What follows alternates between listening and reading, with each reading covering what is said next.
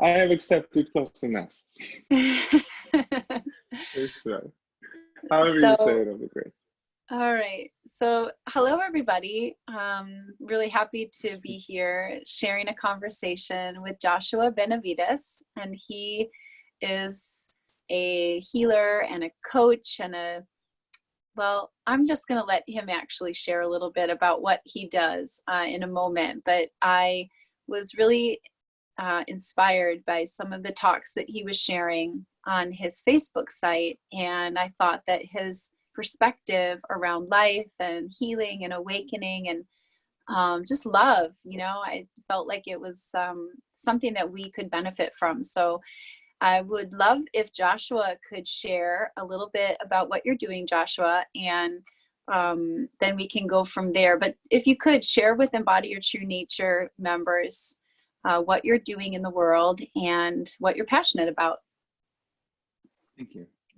Thank you. And thank you so much for creating this and specifically for these wonderful people that you're serving. It's a blessing to be here and to be able to offer something. We'll see. For sure.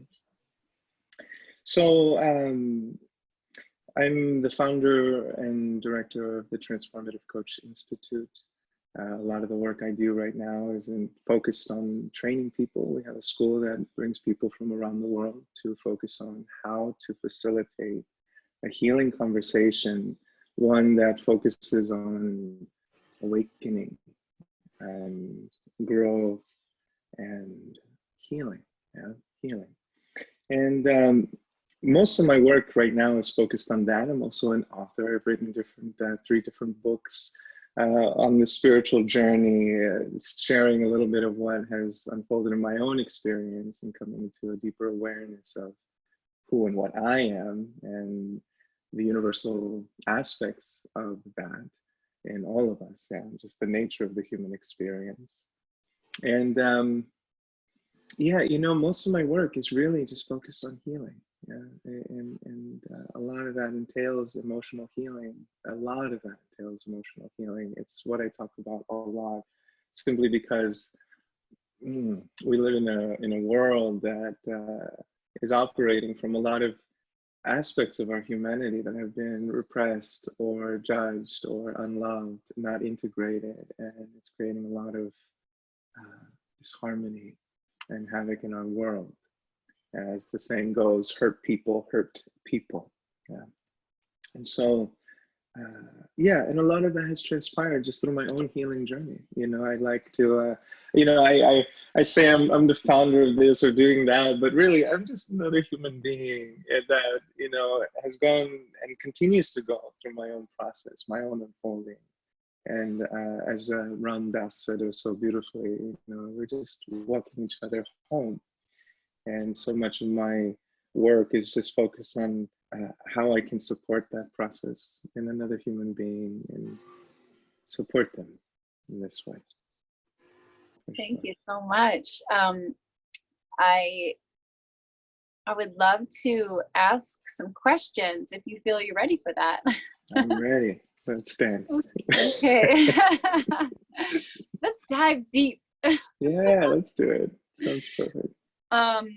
So I would love to know a little bit about how you began your exploration, your inner exploration of your true self. When did that start for you, and how it has evolved over time for you? Your experience with your soul or spirit or the divine, whatever you call it. When did this begin, and how has it progressed?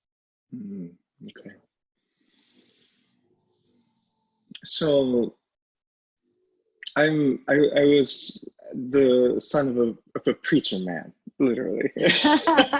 So I grew up within a certain view and cosmovision that as a young boy, there was always something about it that I wasn't sure what it was, but it just felt like there was something more here that wasn't being seen or spoken of. And as I shared with you before we started recording, I was about 4 years old when I had this experience of hearing this voice within me, letting me know that my life journey, I'm here to help heal. And then having this other experience around the same time where I was watching this movie, Cowboys and Indian movie. I don't remember what that movie was. I just remember the medicine man in that movie and the way that he seemed to be grounded in this knowing. And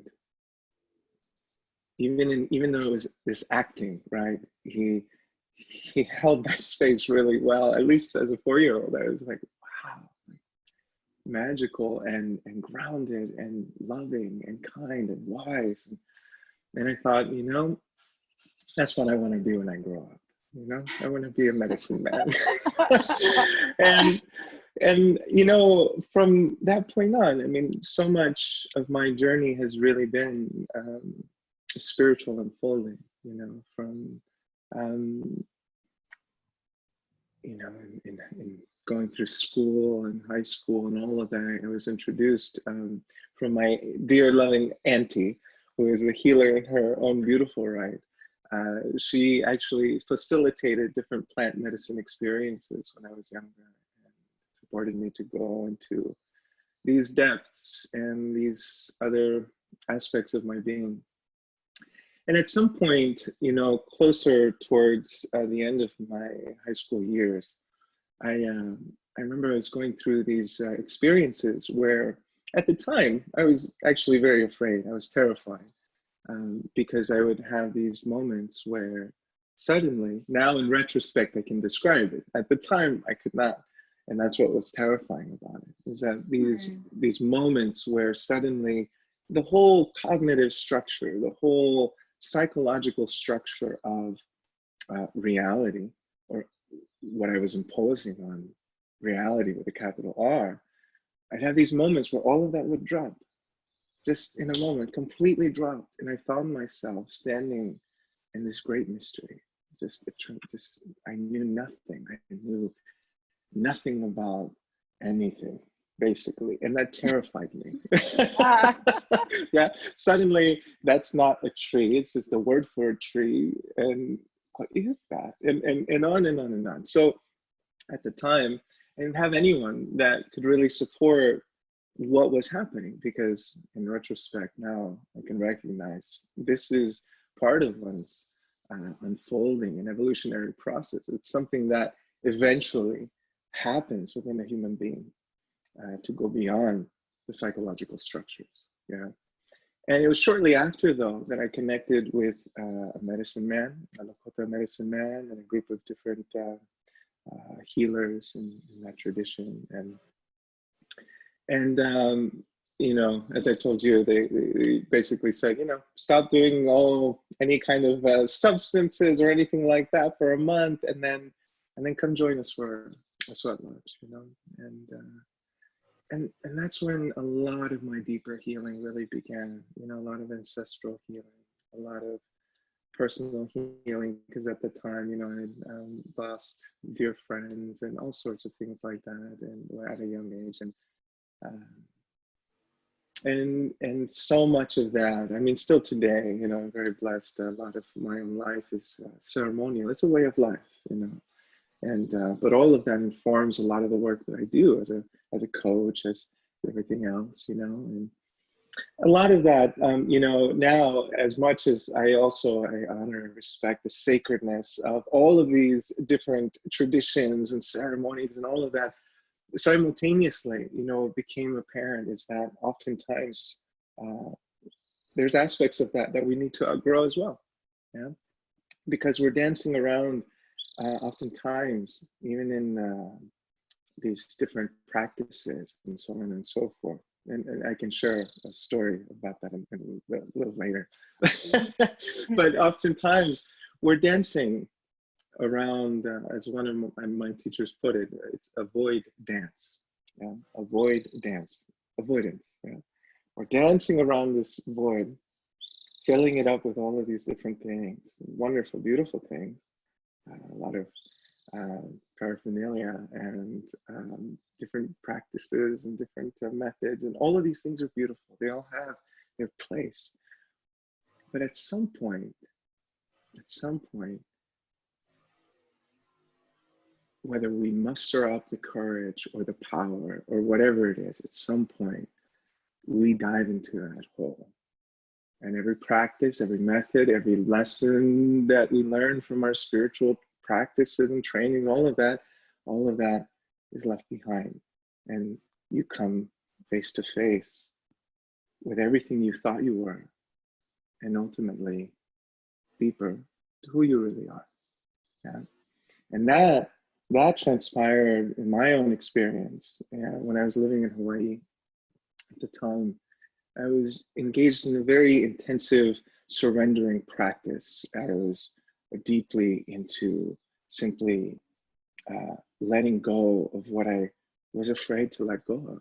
You know, I think it was Yoda. No, Yoda said it really well in one of the Star Wars films, that you must practice letting go of everything you fear to lose, something like this. He said it beautifully. And that was my experience at that time, my life, my loved ones, my identity, everything, just consciously bringing myself to that space of letting go, letting go of everything I knew, kind of death, in a sense, just confronting my own mortality, my own death, knowing that at some point I'm going to say goodbye to everything I know and everything I love. And it was actually in a deep state of I think I was just drenched in tears and with my own pain in that I experienced this, what felt like just a shell crack open, just in a moment, just suddenly, all of everything that I considered to be real, suddenly shifted its location from that to, this is just mental objects. At the time, it was just this realization that I can only say mind stuff, mind stuff. It's all just mind stuff. All these ideas of myself, all these stories of what I am and what I could be and and all of these ideas and stories.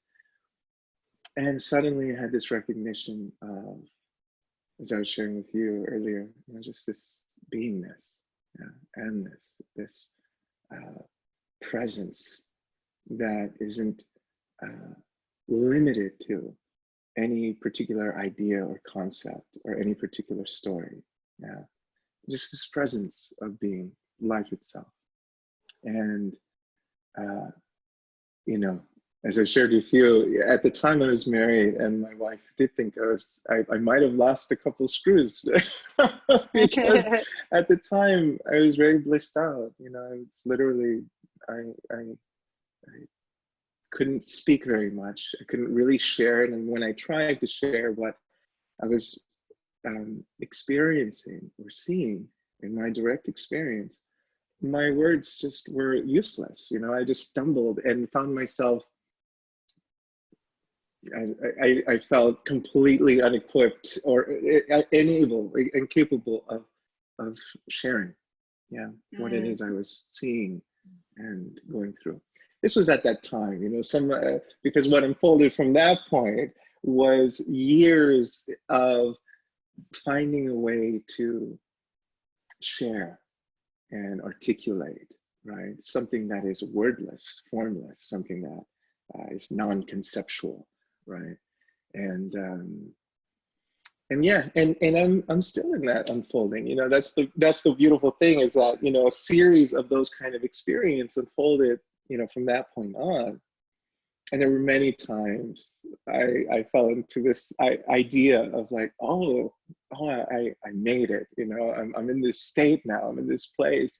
And then of course, that's when the next lesson comes. That's when the next unfolding comes, because we are in this continual unfolding realization, in that sense. We're just this continually blossoming flower, in that sense. So that's been a lot of my unfolding my own experience, which I am still fully in. Yeah, I really hear that this journey really started for you at a really young age, and the voice was clear that you were attracted to this grounded knowingness and this medicine man in this movie. And you let that really, I can feel how it really spoke to you, and you took your time to like, you know, really be with that feeling. And eventually you did find a medicine man to learn from, it sounds like. And from there, I keep thinking about the ultimate medicine, that it seems like one of the ultimate medicines that perhaps you've received is the dying. The dying of all of these constructs, which I've experienced as well. And I know that it's just the way that, you know, you shared it, the quote, you know, can you practice letting go of that which you're most afraid of letting go of? And that is, you know, I immediately had the thought, can you please share with us what is the benefit of that? Like, you know what I mean? Because it's kind of like, for somebody that's never done it or hasn't had that experience yet, it's like, why the hell would I want to do that? Like, yeah, well, it can be as simple as freedom. Yeah. Freedom. Because when you are in a state of fearing loss, when you're in this state of mind, it's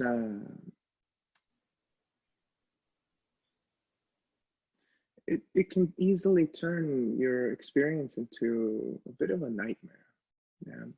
Because now you engage in these patterns of avoidance. Your life becomes an avoidance of that which you fear to lose. And when that happens, you're not really living fully. Yeah. You're not really loving fully. You're protecting yourself from pain. Protecting yourself from pain. Yeah, for sure. And how would you say your relationship to pain is now that you've had that experience? What are some of the ways that you relate to pain, your own inner pain and the world's pain now, that might have been different at that time? Before? No, very different for sure. That has been its own. You know, there's many classes that we're in, all of us. We're all in classes in session, not just here. It's always in session, right? In this earth school, we're always in class, and there's always an unfolding and a lesson happening. And pain has been a big one for me, for sure. And for all of us, you know, in some way, in some level, I feel we're all in that class together, man. And pain, you know, pain has now, as I see it, and the way that I work with my clients, you know, we see pain as an ally. Because pain and all of our painful emotions, the ones that we resist the most, they also tend to be the ones that have the greatest healing gifts and blessings and wisdom and realizations to share with you. And so the way that I see pain is really, these are messengers. These are messages from your soul.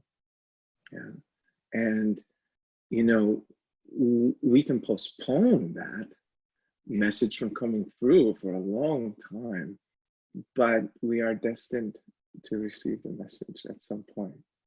It'll happen. And so, the way that I relate to pain is that's the guide. And when it comes, man, it be welcomed fully. So much of the work that I engage with people is welcoming. Welcoming the experiences that you're resisting in your life, welcoming the stories you're resisting in your life, welcoming everything, all the painful emotions and what's behind it. Because it turns out that behind every painful emotion, there is something that's wanting to reveal itself about you, right? About yourself. And you, every time you resist that, you're closing the door on getting to notice and recognize and love and appreciate and integrate a part of your being. This is you, right? You're shutting the door and actually seeing more of yourself. Yeah. And so when we welcome the pain, it's so interesting because oftentimes we resist the pain because it feels like it's consuming. I'm gonna go into this dark hole and I'm not gonna find my way out. It's gonna eat me alive, right? There's so much fear and terror going into this cave. You know, it's Joseph Campbell, right? He said, "The cave you fear to enter holds the treasures you're seeking," right? And each one of these painful emotions that we often do resist, when we start to welcome it and let it have its way with us, right? Let the shaking happen, let the tears come, let the screams come, let it happen. Yeah, welcome it and simply be with it. Give it space to be, yeah, what it is. It might not be what you think it is. You call it fear, you call it anger, you call it anxiety. We can call it many different names, but at some point, we got to go beyond that too. At some point, that name has to be stripped away so that we can have a direct encounter with what is this? Yeah, what is it that I'm so afraid of? What is it that hurts so much? And in that pain, which we thought was all consuming and we'll never find our way out of, and it suddenly begins to transmute itself. Suddenly, it begins to pass through and leaves behind a gift via a revelation or insight or some deeper awareness that you've been needing to have about yourself and your life. And this way we grow and we're blessed by these painful emotions. I love it. I love it because I love it personally because, you know, I grew up in a family that didn't want to get into any of that. So it's like a mission of mine to surround myself with people that are comfortable with their pain and comfortable with my pain, and just you know, and I've learned that it only matters, am I comfortable with my pain, right? But it's you know, that's the you know, that's the real journey, I think, for all of us. And at the same time, I think it does, you know, really does matter when we are on the healing awakening journey, it really does matter who we are with, as we're opening. And I guess that leads me to my second question around this art of healing conversation, and how if you could share a little bit about what that means for you, the art of healing conversation, and how to hold the reality just as it is within ourself and with our loved ones. Could you speak to that a little bit? I will attempt to. Always try. So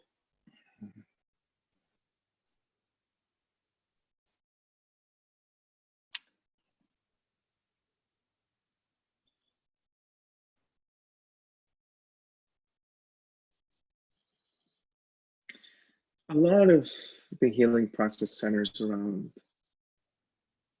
what you've truly been able to welcome in your experience. What I mean by that is that a lot of the healing conversation isn't to fill the mind with more ideas and thoughts and all of this, but to begin to actually become aware of what in the East, in different traditions, they call it the superimposition of thought upon reality. Yeah. The superimposition, stamping on the projection of thought upon what is actually here. Yeah. And so a lot of the healing conversation is actually beginning to at least grow an awareness of the fact that you're dreaming things into being. Yeah? That you're actually hallucinating most of the time. And as true and as real as they may be, to begin to at least expand the awareness a little bit to recognize that the moment you stop thinking, the moment you stop spinning out in thought, it before your very eyes, it dissolves. But there's something in its place. There's something that is always here. And so a lot of the healing conversation is actually very gently bringing people back to what is actually here. Yeah.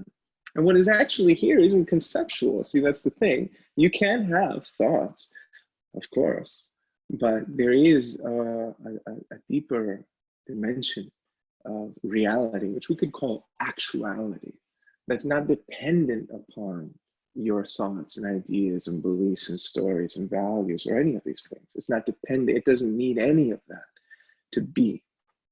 And what's interesting is that when we begin to connect with actuality, there's a harmony that begins to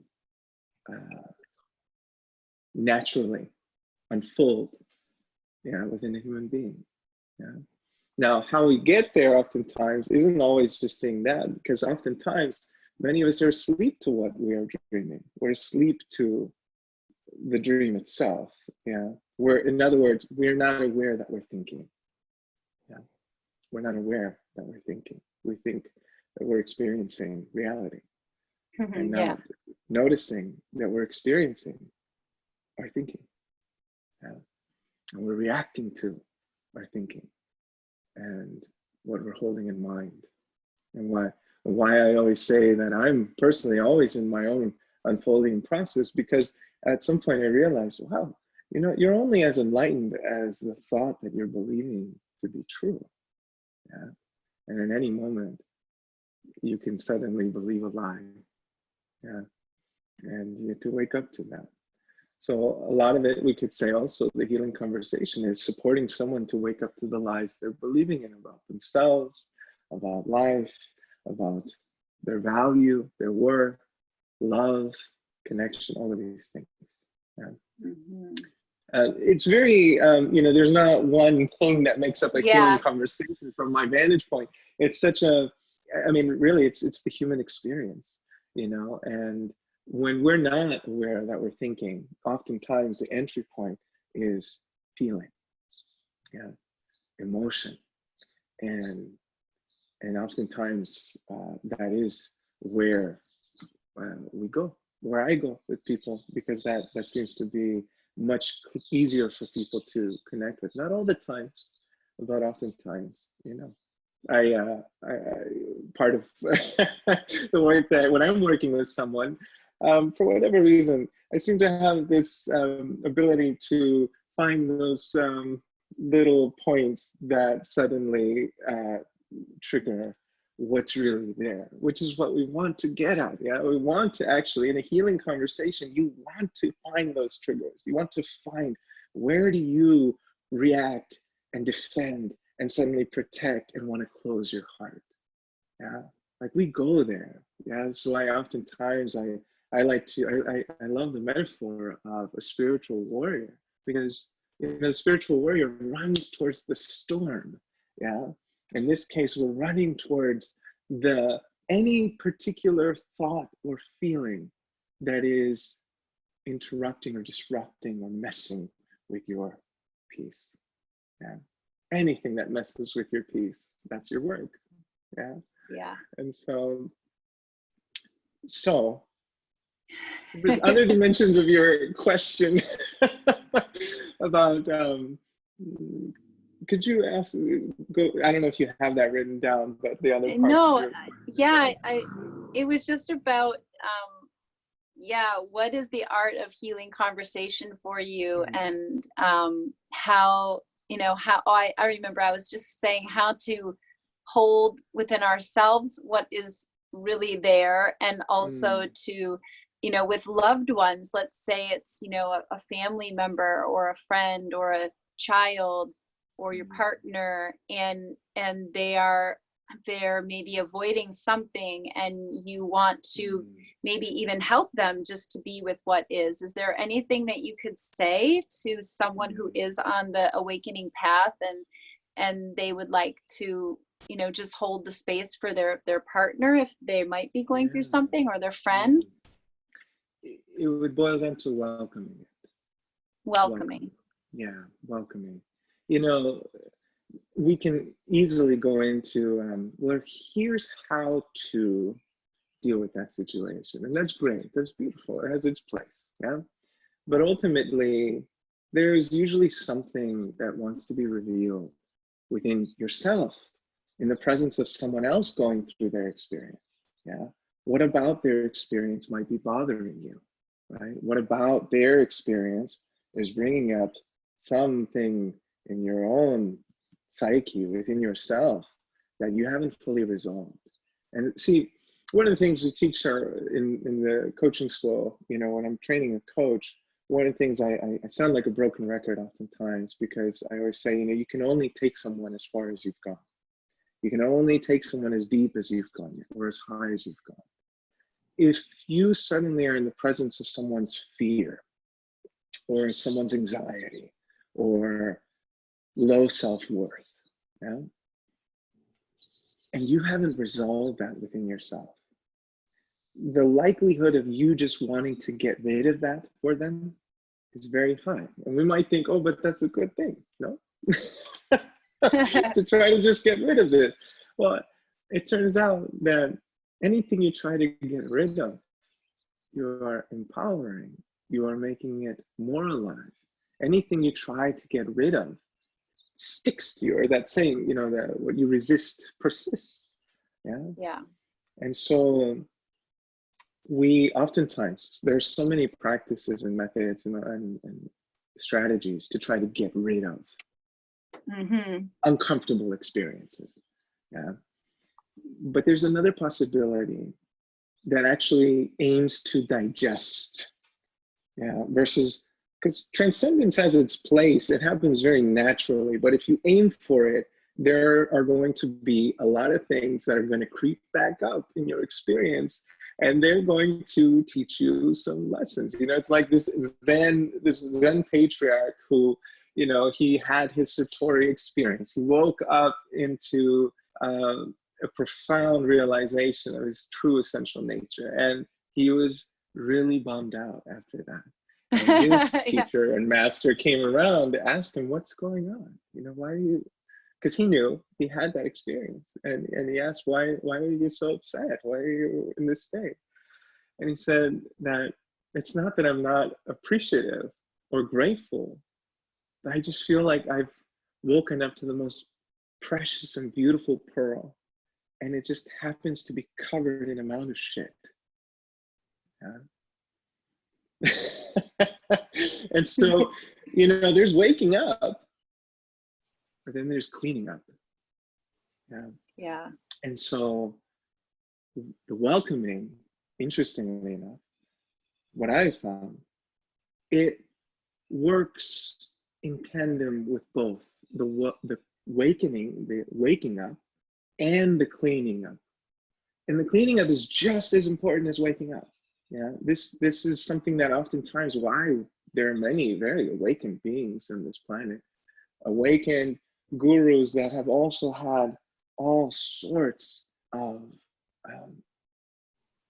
dramas and conflicts and things around unresolved sexuality, unresolved judgments, and all sorts of things that eventually they come back, right?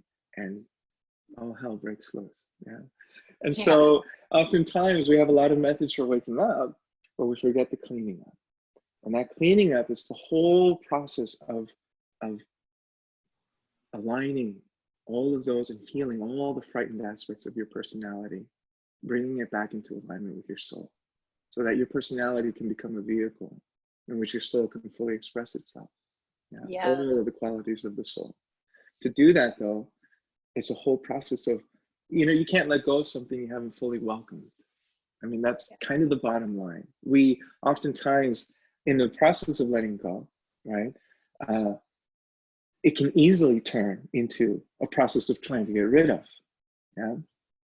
And you can't let go of something you haven't fully welcomed. You haven't fully allowed it to move in and through you, right? Yeah. Yeah. There's one little piece here, because often I speak about this as the very same. We're often not aware that there's an intelligence within awareness itself.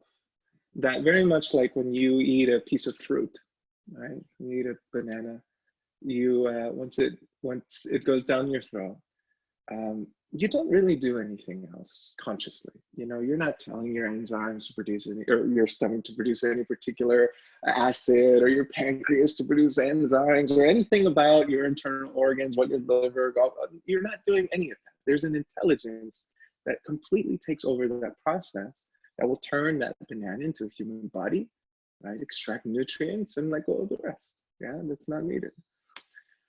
It turns out that when we welcome something, we welcome the fear, we welcome the anxiety, we welcome whatever it is within another human being that is bringing something up within us. There's a natural digestive quality to awareness. It has its own digestive system. That when you welcome something without trying to get rid of it, and without trying to hold on to it as well. Not trying to get rid of, not trying to hold on. Welcome it. Yeah. Awareness itself begins to digest it. Yeah, suddenly. And with digestion, again, it's always two parts. One side is you're being edified, the nutrients within that experience begin to get extracted. Yeah. And on the other side, everything that no longer serves you becomes available to be released and let go of. Yeah. Sometimes we try to let go of something without having fully received the nutrition it has to offer us. Yeah. And we can't let it go until that happens. And so, welcome. Keep welcoming and welcoming and welcoming. Amen. Yeah. Welcome. Till we become experts at welcoming. Experts at welcoming. Yeah. Mm-hmm. Become more masterful in your welcoming. Absolutely. I think that's huge. Yeah, a master welcomer. Absolutely. A master welcomer of everything and anything. Of everything and anything. Yeah, absolutely. Anything and everything. I mean, I know I work a lot with women who are,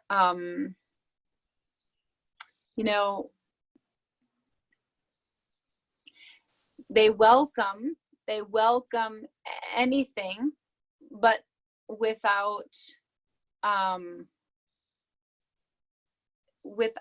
the skill of receiving the nutrients that it has for them to let then the letting go happen, if you know what I mean. It's almost like, yes, okay, you can say this to me, do this to me,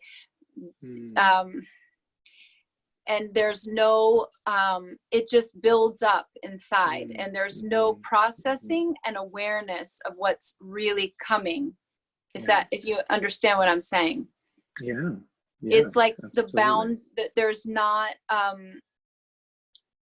and I know this because this is what I did for years, until I learned how to receive what was coming, and then also receive fully by experiencing it fully in my body, like not numbing out to it, but feeling it fully.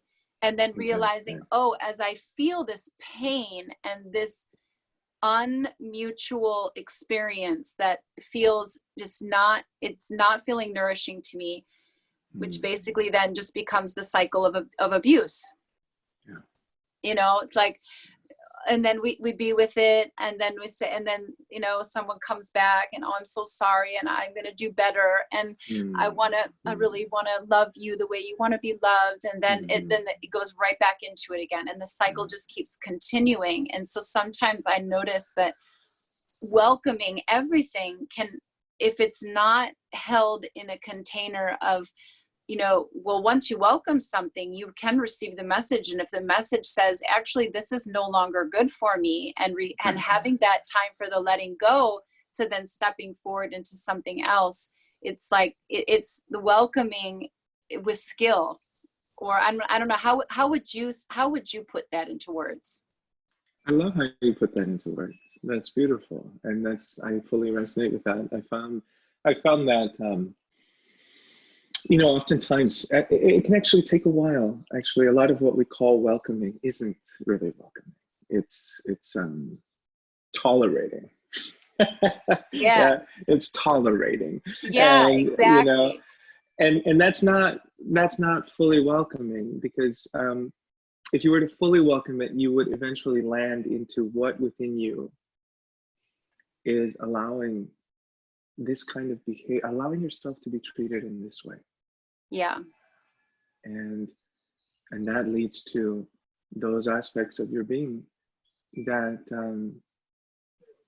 are in judgment, that are in low sense of value and self-worth, that feel disconnected with love and essence and power and strength and all of that. That begins to, when that begins to reveal itself to you, of course, there's no golden ticket that now it's all going to be good. Because like you said, the skillful aspect, or that piece that then essentially calls us into action of some kind. It calls us to make a decision from this realization, right? A decision that comes from our authentic power, and where we can draw boundaries where needed, when we can leave something that is not honoring of our true worth and value, right? No longer tolerate, right? And overlook. You know, there's a lot of tolerating and overlooking, and you know, we're quick to forgive and start over, but we're so slow at fully actually forgiving ourselves and everything that is within us that's wanting to be healed. Yeah, we're oftentimes, and a lot of that happens because we're still in this dynamic of dancing around this void, within us, where we're trying to be filled by someone else. We're trying to be, right, that hole or those holes, we're trying to have something or someone else be the source of that fulfillment, right? Be the source of that love, be the source of that healing, be the source of whatever it is that you're looking for. We're chasing our tails. Yeah. Life, for the most part, we're often chasing our own tails, hoping that someone else can give us the love that we're withholding from ourselves. And that's just never going to work. It's just never going to happen. Yeah, that's just never going to work. That's just not going to happen. Never, you know, and it's so compelling. It's very compelling. You can easily go back into that pattern because of how compelling and seductive it is, that someone else will meet that just underlying emptiness I feel, and just relieve me of that. But you know, after the initial, you know, honeymoon and all of that with anyone or with anything, eventually that hole begins to peek itself again, saying, I'm still here, you know? Yeah. Because it's until it comes from you, right? Until you become the source of love in your life, until you become the source of strength in your life, right? Until that happens, you'll keep in this dynamic, and you'll tolerate a whole bunch of screwed up stuff, to put it lightly. Yeah. Yes. With others, right? Until that happens, right? In this way, you know, in Zen, they have this beautiful framework of seeing the soul's evolution and unfolding. They talk about how there's always two forces in the soul's evolution. One is, or how a soul can unfold. One is Kensho, what they call Kensho, and one is Satori. Yeah. And Satori is the unfolding of awakening itself, where we're growing from insight and revelation. And typically when we're growing from insight and revelation, it means we're paying attention, and we're sensitizing our awareness consistently to receive an even greater awareness of whatever it is that we need to grow and evolve and unfold and blossom. In that process, our lives tend to unfold with a greater sense of harmony. There's a sort of grace that kind of permeates our experience. Yeah? That's one way to unfold. It's always available. And the other way is Kensho. And this is growth through pain. Yeah. This is when you're not paying attention. This is when you're seeing the red flags and you're just brushing them aside. Yeah. This is when you hear your inner wisdom speaking, and you have these wants and these holes that want to, you want to have someone fill those holes. And so you say, just kind of shoo that away, and you're just going to go on with your own agenda. And you experience pain. Yeah. You experience some kind of suffering. And in this way, also coming back to, pain as an ally, right? This is a sacred process as well. The way of unfolding via Kensho is actually taking you in the same direction as the way of Satori. They're both going in the same direction, except one, you're going with a lot more sweetness and peace and harmony, and the other one, you're kind of getting spanked all the way home. Yeah. It's the school of hard knocks and all of that, which we all have. You're not all, you're not either on one or the other. We have multiple dimensions of our life where you could be in a Satori unfolding in one area of your life and completely be in a Kensho unfolding in another area of your life. Mm-hmm. Mm-hmm. I like just hearing you talk about that, because it brings the value of both, that we can grow through both experiences, and that we never know. Sometimes we do need to perhaps go through Kensho to learn something, but Satori is right there as well. It's always there. If we know how to be in the state of awareness, and that I am observing state as a way of being. Yeah. Really, a lot of the Kensho happens because we're asleep. Yeah. That really is where it happens the most, for sure. Yeah. And then there can be shame that is placed on top of some of those experiences too. But even as I hear you say these two kinds of experiences, we can, even if we are asleep and we learn through Kensho, we can, the awareness of the two different ways, we can even say, okay, well, I've just learned through Kensho, I was sleeping and it's painful, and I also can be loving myself through this process right now at the same time. Absolutely. Yeah. And that is what really begins to unfold more very naturally within a human being, is that if you're doing the work, if you're engaging in this process, and you're welcoming the shame that comes up with that, you're welcoming the judgments that come up with that, and you allow yourself, you give that space to happen, because that is how the healing happens. It starts with just let that in. Don't fight your shame.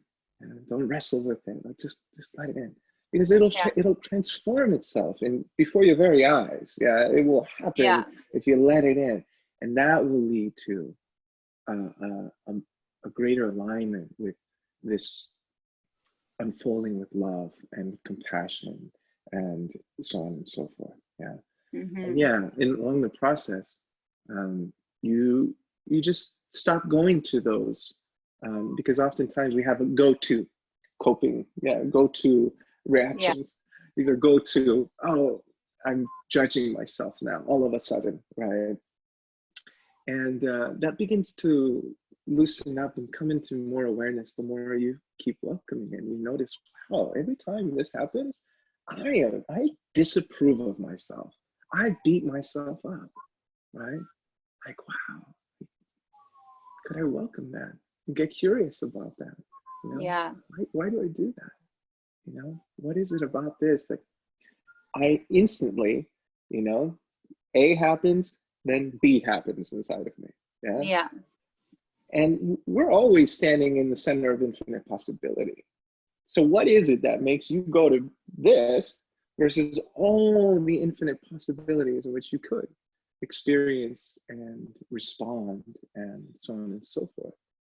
And that's worth getting very curious about. Yeah. Wow, thank you for that.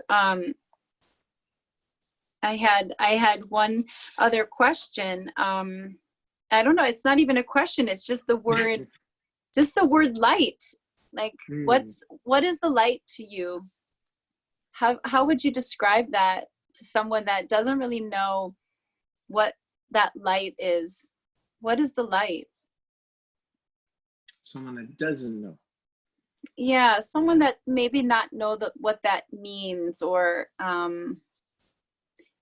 you know, someone that perhaps is on the path and is exploring the light of their soul, the light of their own truth, and they are on the path, and yet there's maybe, you know, with a partner that is just not understanding this path and what this thing is about, and how, you know, how do we start to talk about this light that we get glimpses of it, this light of inside of our soul or our truth? How do we share this with people that may not understand what we're experiencing?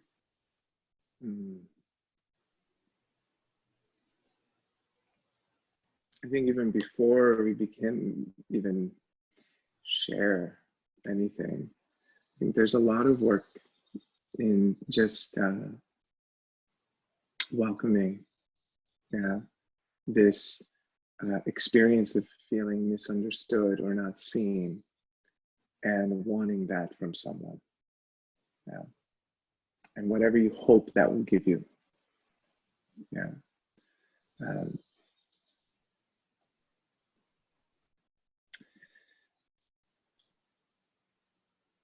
It relates very much to everything we've been talking about. Because sometimes in our own process, there's so many subtleties, you know, to what we're seeking, our wants. There's so many subtleties in the ways that it shows up.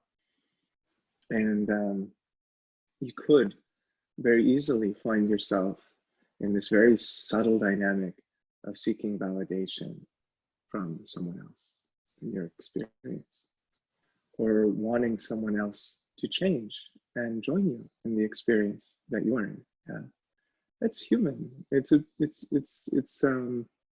understandable, but also it's very human to recognize that that might never happen.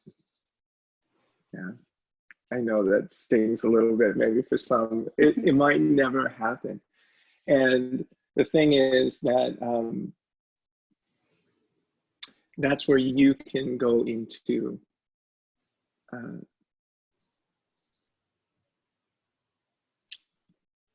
let's see if we can play with that a little bit. You know, finding out again what it is that you hope to get from someone else, finally understanding what you're going through, and so on and so forth. And exploring the possibility of that never happening, and seeing how that feels, first of all. Like, what does that bring up in you? Working with that. And then You know, what I've seen is ultimately, I mean, again, your wisdom knows, and it's going to be very individualized for each person. Yeah. For some people, that may be a recognition that, you know what, I actually, I would really love to be with someone that does get this. And that's really what I would love. And um, move in that direction. Yeah. For others, they're going to see that, wow, there's this sense of profound love within me that I want to give and share. And whether someone gets it or not, it doesn't really matter. That doesn't place a condition upon my love, right? And but you know, it's, again, there's no right, one way is more right or more enlightened than the other. You know, this is yeah. it's more like, you know, what is truly calling your soul, and are you honoring that? Yeah. And but you know, again, it's not just jumping to, because sometimes we can easily get confused. You know, oh, my soul is calling for this. But if you really sit with it, you might find, actually, no, that's a very profound, deep, unresolved pain that you haven't dived into yet. Yeah, you need to go there before you start jumping into these decisions, because otherwise you might find yourself in a different relationship, different people, different town, and yet all the dynamics that you were moving away from start showing up again. Yeah. And so, you know, it's like Carl Jung, the psychologist, said it so beautifully. So that he said something along the lines, I'm paraphrasing, that whatever remains unconscious within you that you don't make conscious will show up as your life, and you will call it fate. Yeah. And you know, oftentimes we think that this is just how life is, but really it's because there's a lot in us that we're just not seeing. You know, we're not fully diving into that and welcoming that. You know, this is the control panel of your life. You know, oftentimes this is why, you know, in my work I always speak about from the inside out. Yeah, because everything begins to reflect back and correspond to what is really emanating from you, what is really, you know, inside of you. And if something out here is not in harmony, there's something to look at in here. Yeah. Yeah. Just keep coming back to the self. Yeah, for sure. No doubt. Keep I mean, that's the one thing all your problems have in common. Yeah. It's you. That's right. Right? So you're the common denominator. Always the common denominator. Gosh darn it. Yeah. But that's where, like you pointed out, which I appreciate very much, is just that compassion, you know. Yeah. That compassion and that love, that sweetness allows us to go further. You know, it's there for this purpose, so we can go further. If it was just all welcoming pain, oh my gosh, like that, like, yeah, what's the point? You know? Yeah. But it does actually crack open even deeper expressions and experiences of love. You know, that's the thing. There's actually a deeper sweetness. You're more grounded in a deeper love. Every time there's an aspect of a frightened aspect of your personality that is integrated and brought back into love, you know, your being. So in this way, you can become an even greater expression of that love, you know, without trying to live up to any particular idea of who you should be. It naturally occurs as you integrate your being. Yes, and it's that depth, the quality in which, you know, we can relate to life, to just let the full range of the experience, you know, touch us, to be with us. You know, if I don't know about for you, but for me, it expands my empathy. It expands my capacity to, you know, be with whatever is out, you know, going on outside of me, and also to hold the space for, you know, my child and our children. We have families and our loved ones, and if anyone, you know, is a healer and a client, then they can continue to hold the, you know, just hold that space with skill and with,